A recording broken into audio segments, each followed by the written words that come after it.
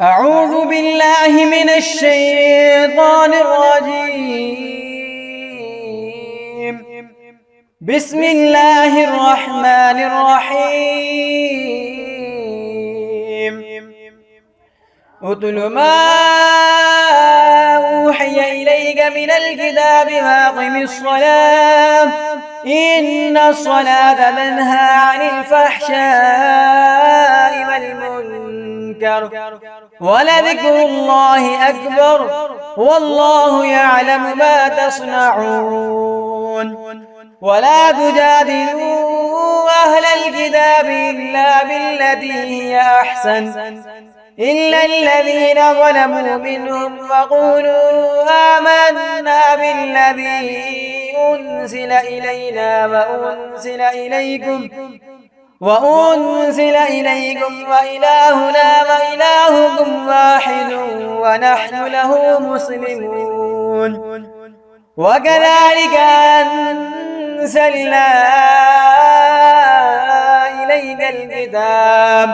فالذين آتيناهم الكتاب يؤمنون به ومن هؤلاء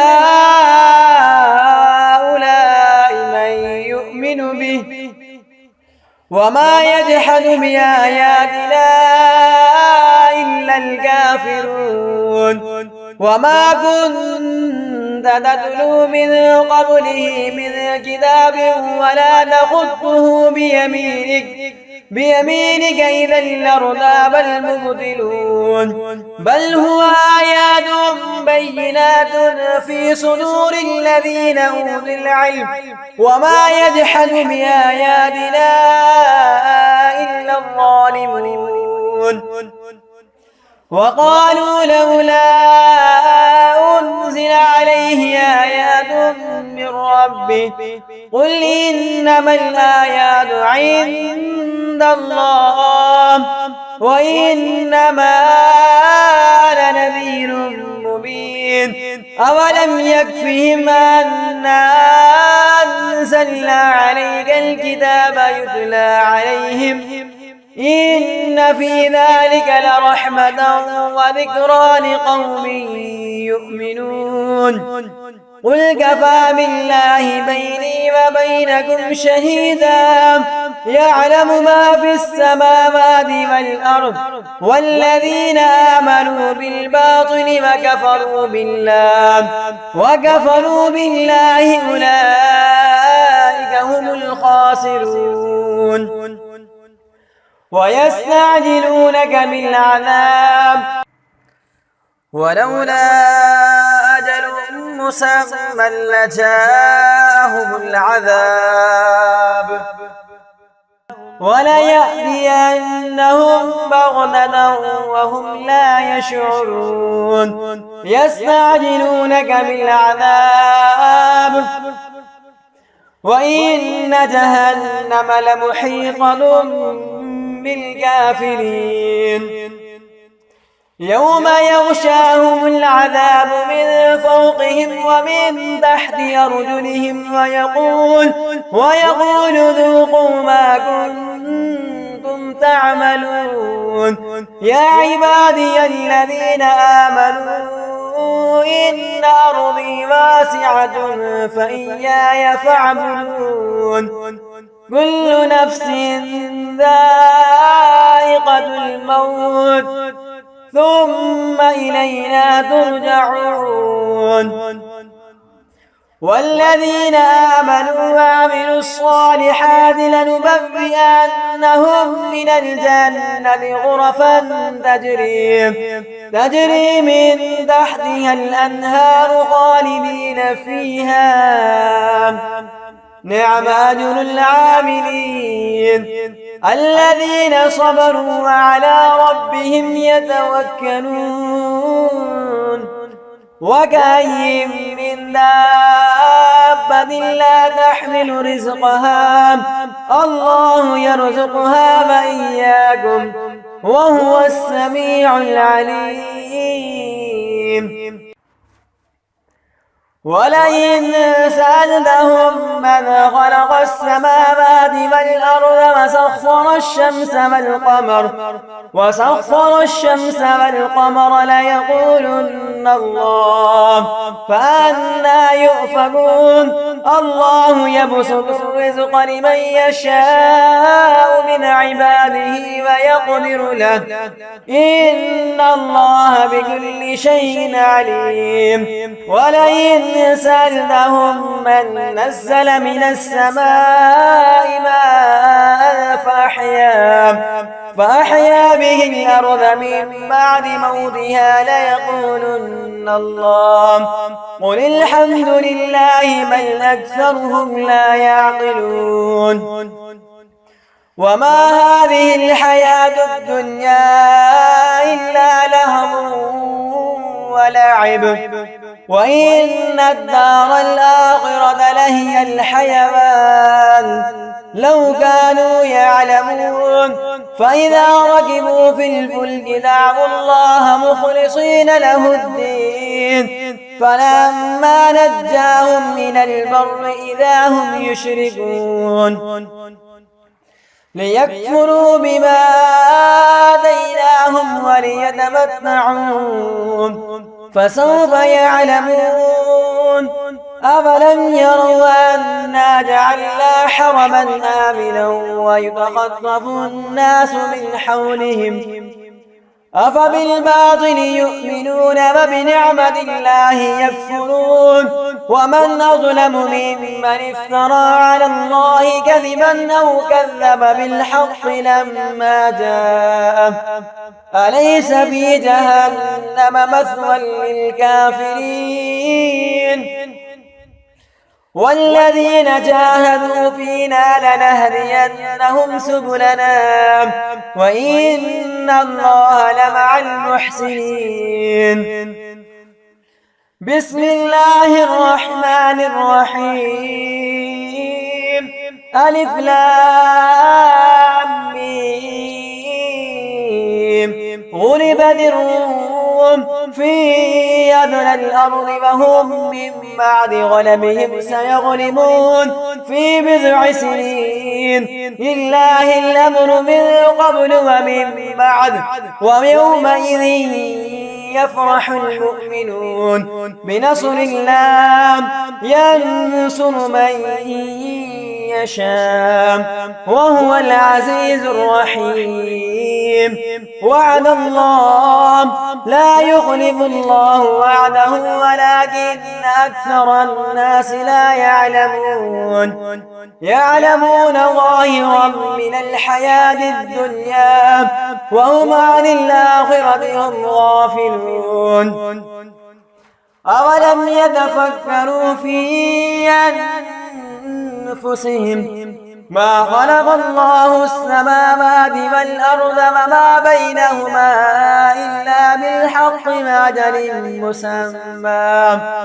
وإن كثيرا من الناس بلقاء ربهم لكافرون أولم يسيروا في الأرض فينظروا كيف كان عاقبة الذين من قبلهم كانوا أشد منهم قوة وأثاروا الأرض وعمروها أكثر مما عمروها وجاءتهم رسلهم بالبينات فما كان الله ليظلمهم ولكن كانوا أنفسهم يظلمون ثم كان عاقبة الذين أساءوا السوء كذبوا بآيات الله وكانوا بها يستهزئون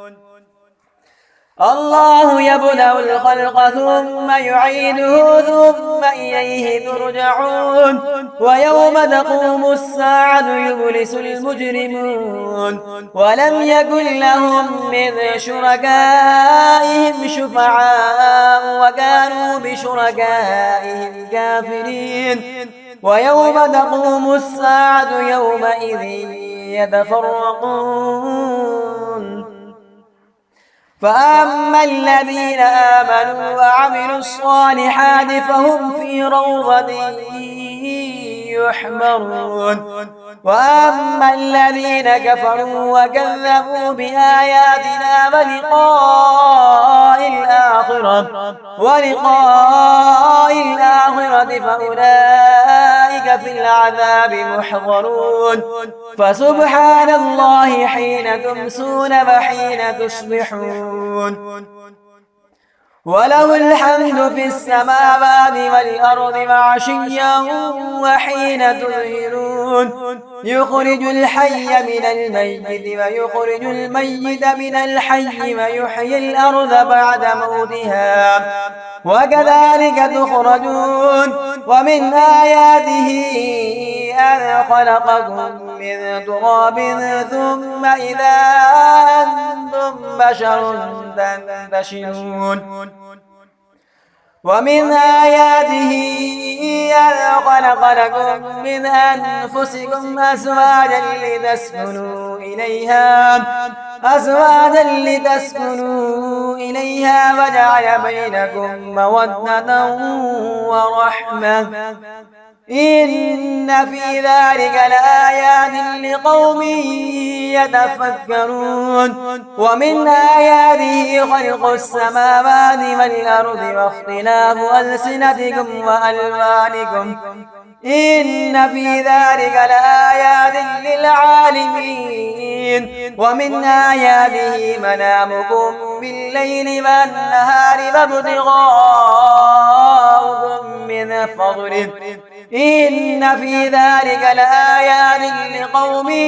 يسمعون ومن آياته يريكم البرق خوفا وطمعا وينزل من السماء ماء فيحيي به الأرض بعد موتها إن في ذلك لآيات لقوم يعقلون ومن آياته أن تقوم السماء والأرض بأمره ثم إذا دعاكم دعوة من الأرض إذا أنتم تخرجون وله من في السماوات والأرض كل له قانتون وهو الذي يبدأ الخلق ثم يعيده وهو أهون عليه وله المثل الأعلى في السماوات والأرض وهو العزيز الحكيم ضرب لكم مثلا من أنفسكم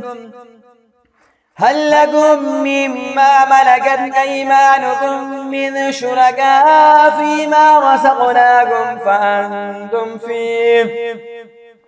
فأنتم فيه سواء تخافونهم كخيفتكم أنفسكم كذلك نفصل الآيات لقوم يعقلون بل اتبع الذين ظلموا أهواءهم بغير علم فمن يهدي من أضل الله وما لهم من ناصرين فأقم وجهك للدين حنيفا فطرة الله التي فطر الناس عليها لا تبديل لخلق الله ذلك الدين القيم ولكن أكثر الناس لا يعلمون منيبين إليه واتقوه وأقيموا الصلاة ولا تكونوا من المشركين من الذين فرقوا دينهم وكانوا شيعا كل حزب بما لديهم فرحون وإذا مس الناس ضر دعوا ربهم منيبين إليه ثم إذا أذاقهم منه رحمة إذا فريق منهم بربهم يشركون ليكفروا بما آتيناهم فتمتعوا فسوف تعلمون أم أنزلنا عليهم سلطانا فهو يتكلم بما كانوا به يشركون وإذا أذقنا الناس رحمة فرحوا بها وإن تصبهم سيئة بما قدمت أيديهم إذا هم يقنطون أولم يروا أن الله يبسط الرزق لمن يشاء ويقدر إن في ذلك لآيات لقوم يؤمنون فآت ذا القربى حقه والمسكين وابن السبيل ذلك خير للذين يريدون وجه الله وأولئك هم المفلحون وما آتيتم من ربا ليربو في أموال الناس فلا يربو عند الله وما آتيتم من زكاة تريدون وجه الله فأولئك هم المضعفون الله الذي خلقكم ثم رزقكم ثم يميتكم ثم يحييكم هل من شركائكم من يفعل من ذلكم من شيء سبحانه وتعالى عما يشركون ظهر الفساد في البر والبحر بما كسبت أيدي الناس ليذيقهم بعد الذي عملوا لعلهم يرجعون قل سيروا في الأرض فانظروا كيف كان عاقبة الذين من قبل كان أكثرهم مشركين فأقم وجهك للدين القيم من قبل أن يأتي يوم لا مرد له من الله يومئذ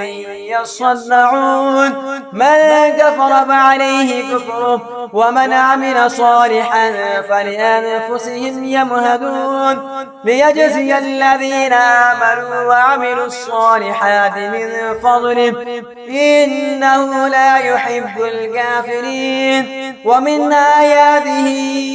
أن يرسل الرياح مبشرات وليذيقكم من رحمته ولتجري الفلك بأمره ولتبتغوا من فضله ولعلكم تشكرون ولقد أرسلنا من قبلك رسلا إلى قومهم فجاءوهم بالبينات فانتقمنا من الذين أجرموا وكان حقا علينا نصر المؤمنين الله الذي يرسل الرياح فتثير سحابا فيبسطه في السماء كيف يشاء ويجعله كسفا فترى الودق يخرج من خلاله فإذا أصاب به من يشاء من عباده إذا هم يستبشرون وإذ كانوا من قبل أن ينزل عليهم من قبله لمبلسين فانظر إلى آثار رحمة الله كيف يحيي الأرض بعد موتها إن ذلك لمحيي الموتى وهو على كل شيء قدير ولئن أرسلنا ريحا فرأوه مصفرا لظلوا من بعده يكفرون فإنك لا تسمع الموتى ولا تسمع الصم الدعاء إذا ولوا مدبرين وما أنت بهاد العمي عن ضلالتهم إن تسمع إلا من يؤمن بآياتنا فهم مسلمون الله الذي خلقكم من ضعف ثم جعل من بعد ضعف قوة ثم جعل من بعد قوة ضعفا وشيبا يخلق ما يشاء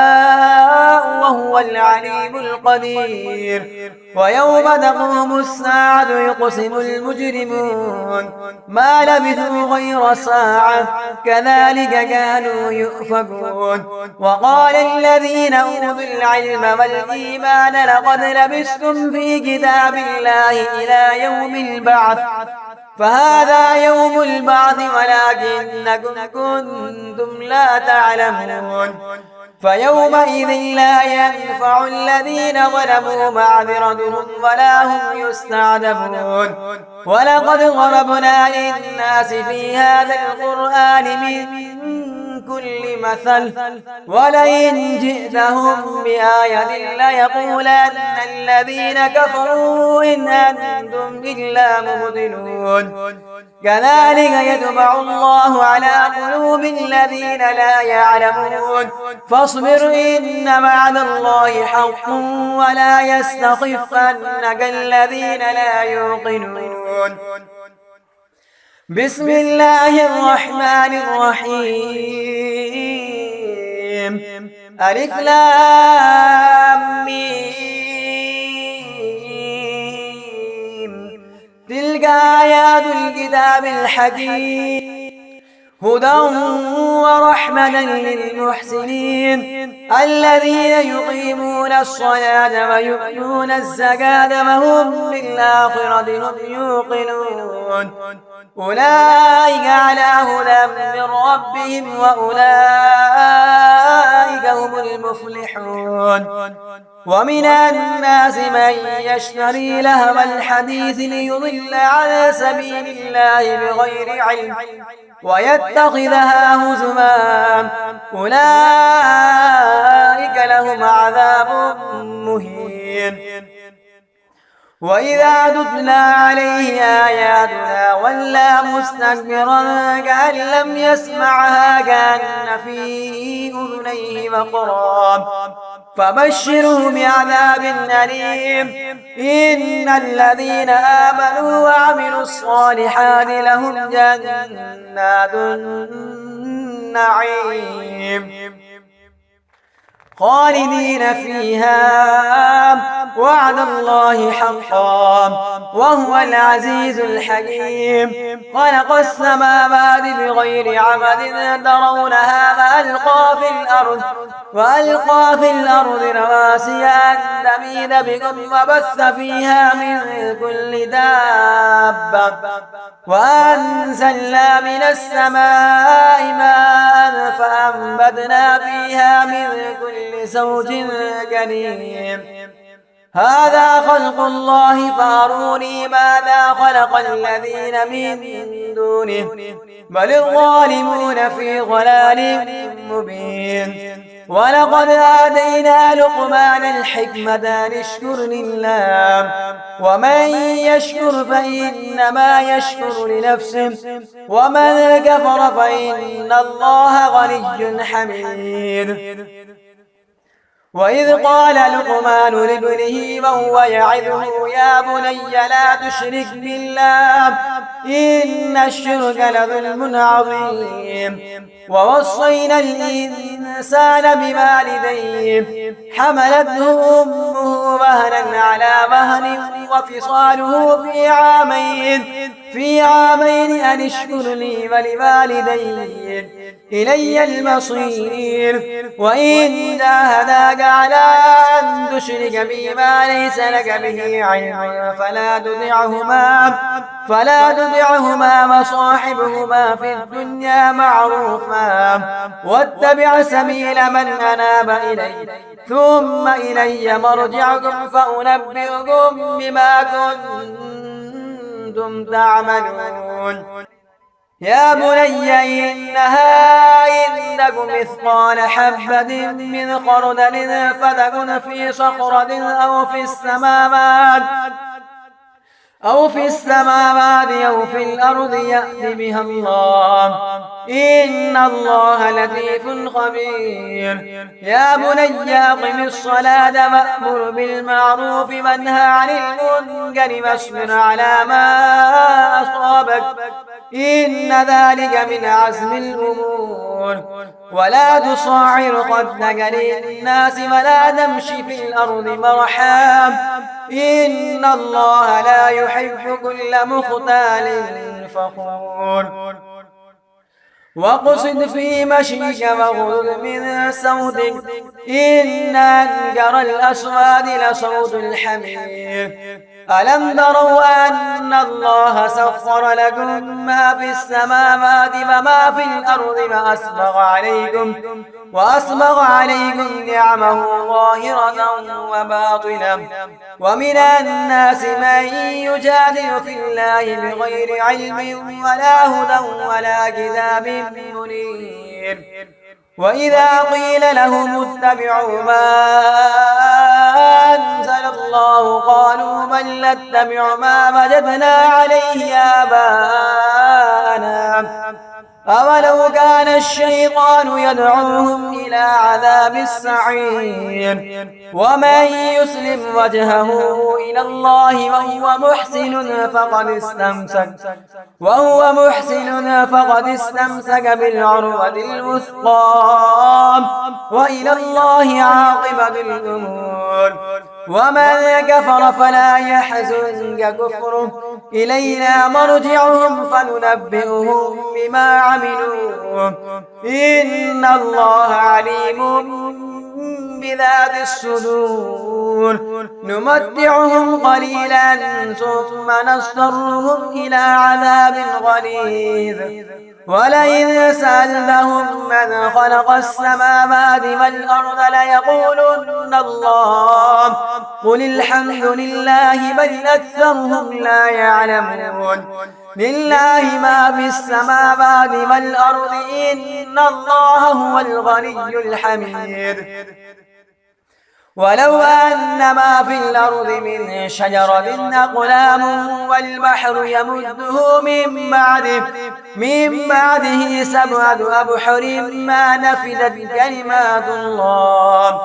إن الله عزيز حكيم ما خلقكم ولا بعثكم إلا كنفس واحدة إن الله سميع بصير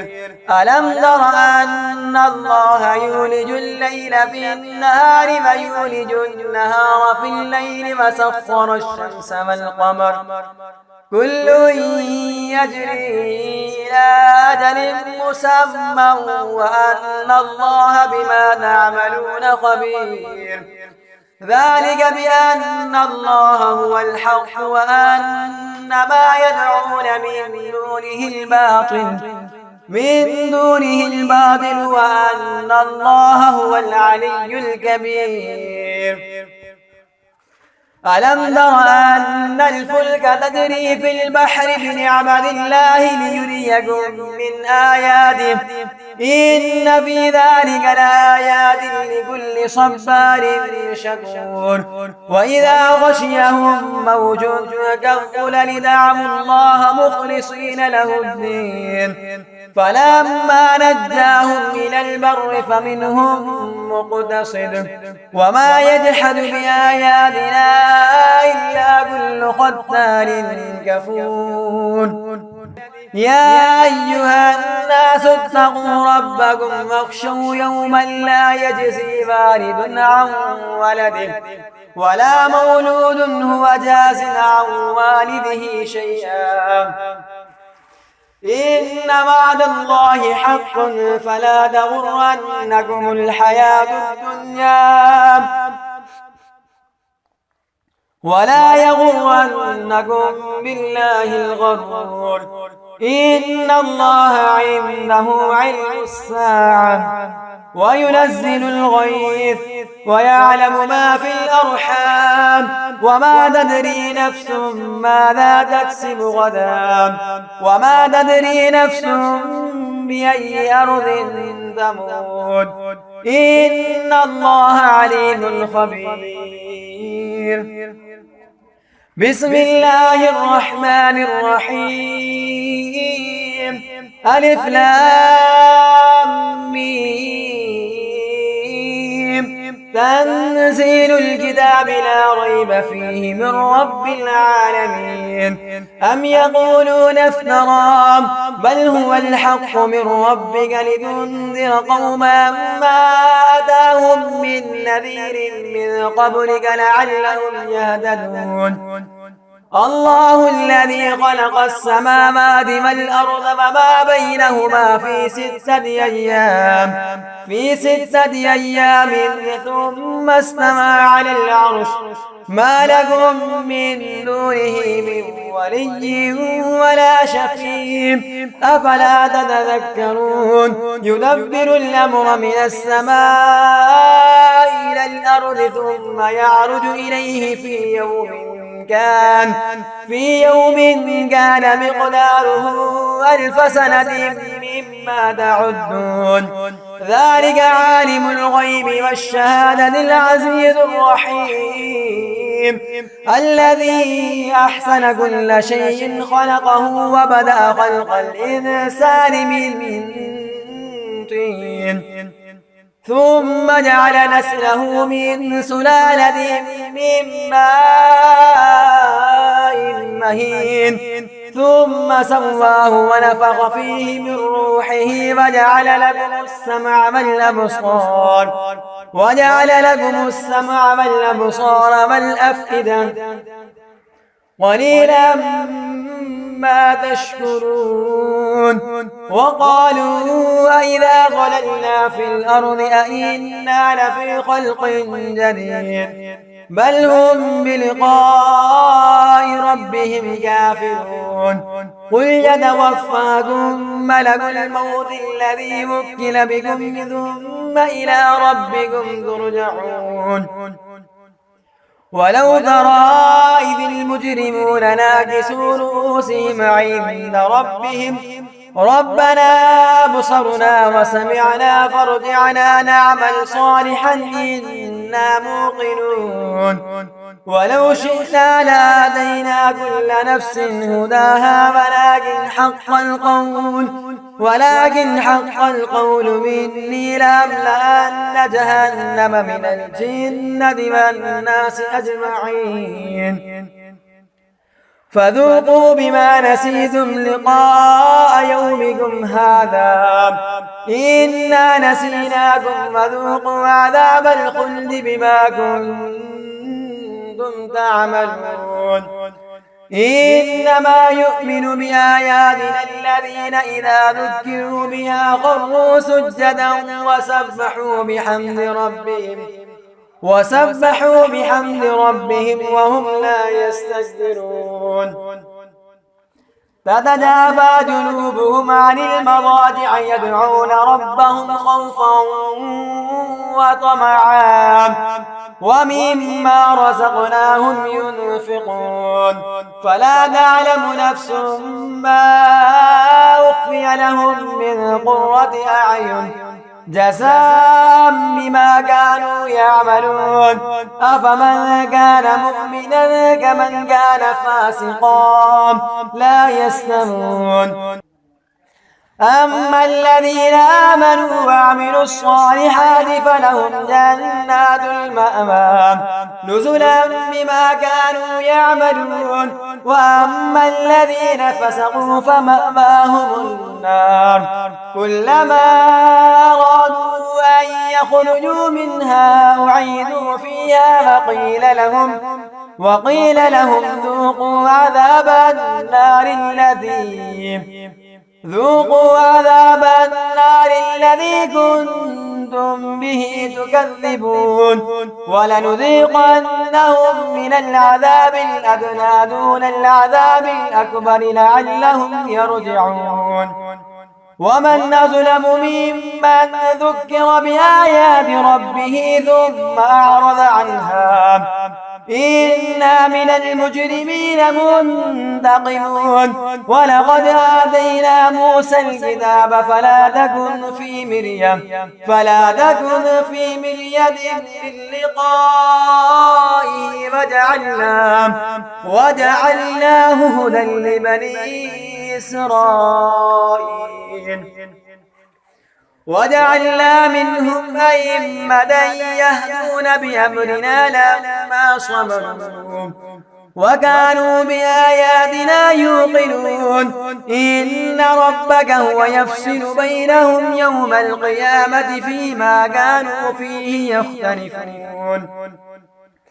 أولم يهد لهم كم أهلكنا من قبلهم من القرون يمشون في مساكنهم إن في ذلك لآيات أفلا يسمعون أولم يروا أنا نسوق الماء إلى الأرض الجرز فنخرج به زرعا تأكل منه أنعامهم وأنفسهم أفلا يبصرون ويقولون متى هذا الفتح إن كنتم صادقين قل يوم الفتح لا ينفع الذين كفروا إيمانهم ولا هم ينظرون فأعرض عنهم وانتظر إنهم منتظرون بسم الله الرحمن الرحيم يا أيها النبي اتق الله ولا تطع الكافرين والمنافقين إن الله كان عليما حكيما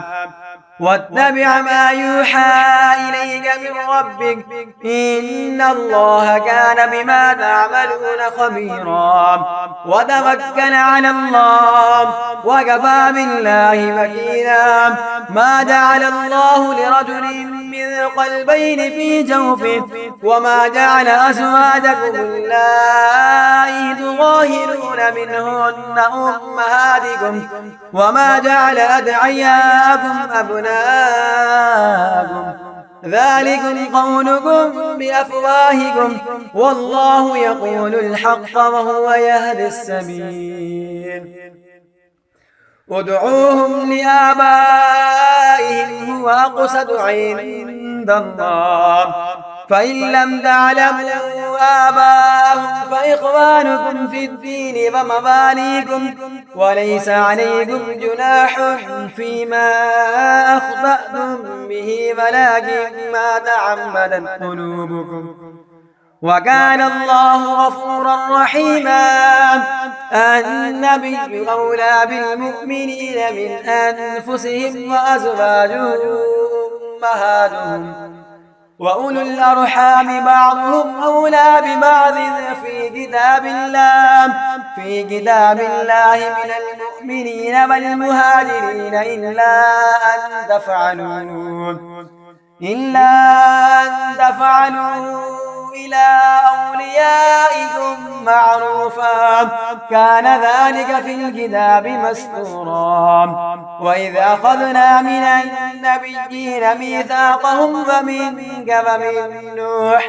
ومن نوح وإبراهيم وموسى وعيسى بن مريم وأخذنا منهم ميثاقا غليظا ليسأل الصادقين عن صدقهم وأعد للكافرين عذابا أليما يا أيها الذين آمنوا اذكروا نعمة الله عليكم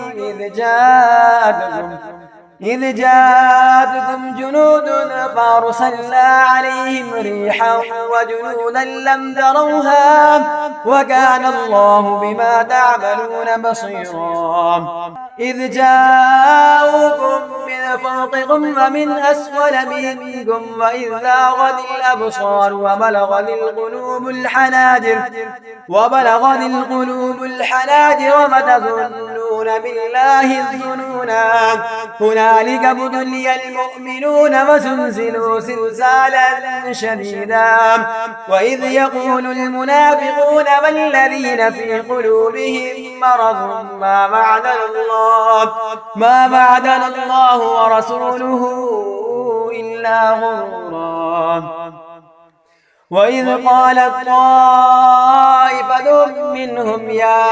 أهل يثرب لا مقام لكم فارجعوا. ويستأذن فريق منهم النبي يقولون إن بيوتنا عورة وما هي بعورة إن يريدون إلا فرارا ولو دخلت عليهم من أقطارها ثم سئلوا الفتنة لآتوها فما تلبثوا بها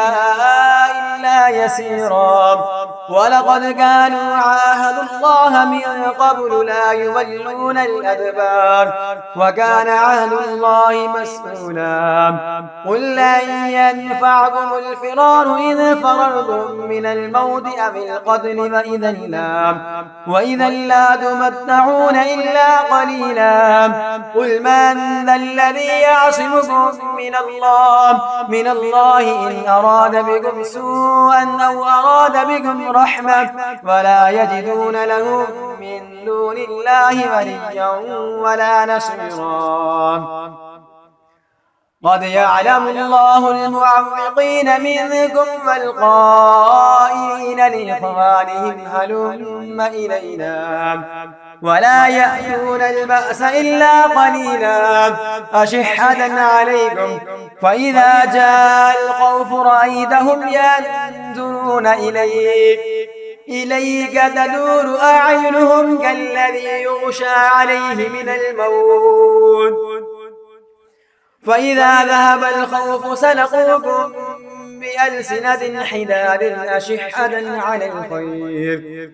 أولئك لم يؤمنوا فأحبط الله أعمالهم وكان ذلك على الله يسيرا. يحسبون الأحزاب لم يذهبوا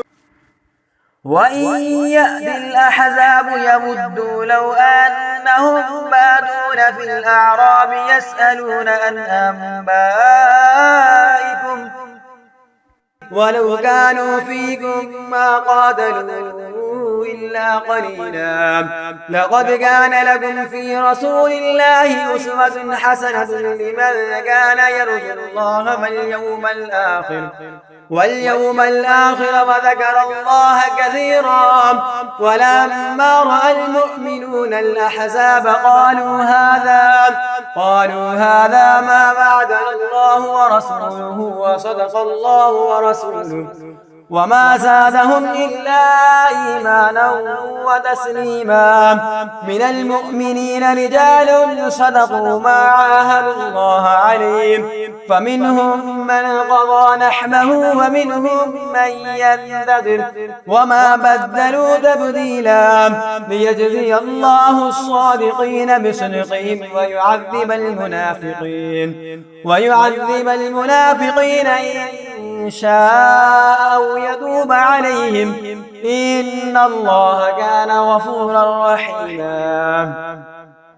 ورد الله الذين كفروا بغيظهم لم ينالوا خيرا وكفى الله المؤمنين القتال وكان الله قويا عزيزا.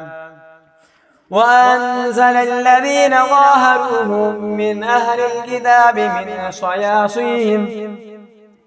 من صياصيهم وقذف في قلوبهم الرعب فريقا تقتلون وتأسرون فريقا.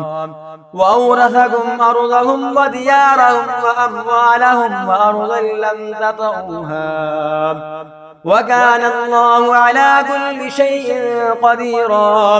يا أيها النبي قل لأزواجك إن كنتن تردن الحياة الدنيا وزينتها فتعالين أمتعكن وأسرحكن سراحا جميلا. وإن كنتن تردن الله ورسوله والدار الآخرة فإن الله أعد للمحسنات منكن أجرا عظيما. يا نساء النبي من يأت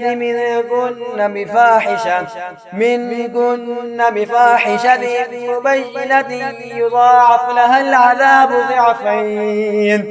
وكان ذلك على الله يسيرا.